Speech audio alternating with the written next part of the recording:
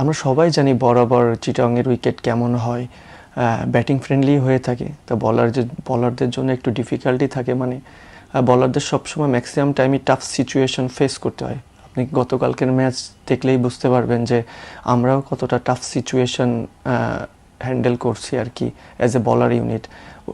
Same thing নিউজিল্যান্ডও কিন্তু same thing করেছে আসলে। তো যেহেতু টি-20 খেলা, সবাই চায় বাউন্ডারির দিকেই ঝুঁকতে। সেদিক থেকে বলবো আমাদের প্রথম দিক থেকে আসলে স্ট্রাগল করতে হয়েছে। দেন তারপর থেকে আস্তে আস্তে দেখা যাচ্ছে রিশাদের ওভারগুলো খুব ভালো ছিল লাস্ট। তারপরে আমি লাস্ট 2টা ওভার অনেক ভালো কামব্যাক করেছি। এই 2টা মিলে হয়তো বা আমাদের মিডল ওভারটা অনেকটা ভালো হয়ে গিয়েছিল। দ্যাটস ওয়াই আমরা তাদেরকে, আমার মনে হয় আরও 20টা রান বেশি হইতে পারতো, সেখানে 20টা রান কমে তাদেরকে আটকাইতে পারছি।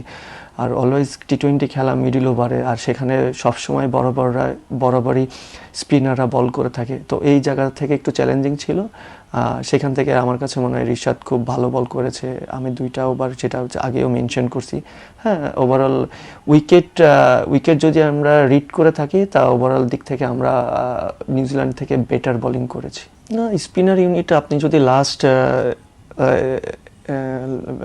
1 ইয়ার বা 1.5 ইয়ার দেখেন, স্পিনাররা যথেষ্ট ডমিনেটিং পারফরমেন্স করে আসছে। ইভেন আপনার ওভারসিজ কান্ট্রিতেগুলো কিন্তু স্পিনাররা ডমিনেট করেছে।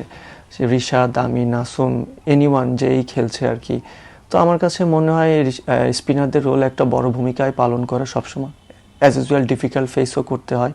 তো এই সিরিজটাও সেম থিং, যেই খেলুক আসলে সবাই, যেহেতু এখনও আমাদের নাসুম আছে, আমি আছি, রিশাদ আছে, কেউ না কেউ ইনশাল্লাহ মাশাল্লাহ ভালো করতেছে। তো চ্যালেঞ্জিং থাকে, দেখা যাচ্ছে সবসময় একরকম হয় না, ভালো হয় খারাপ হয়, এর থেকেও সবাই শিখতে হয়।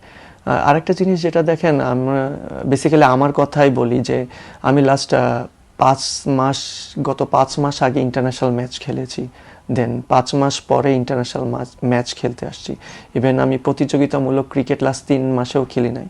বাট আমার জন্য একটু ডিফিকাল্ট ছিল প্রথম ম্যাচে, বাট আমি ওটা যত তাড়াতাড়ি মানিয়ে নিয়েছি, তাড়াতাড়ি করতে পারাটা আমার জন্য খুব ভালোই ছিল।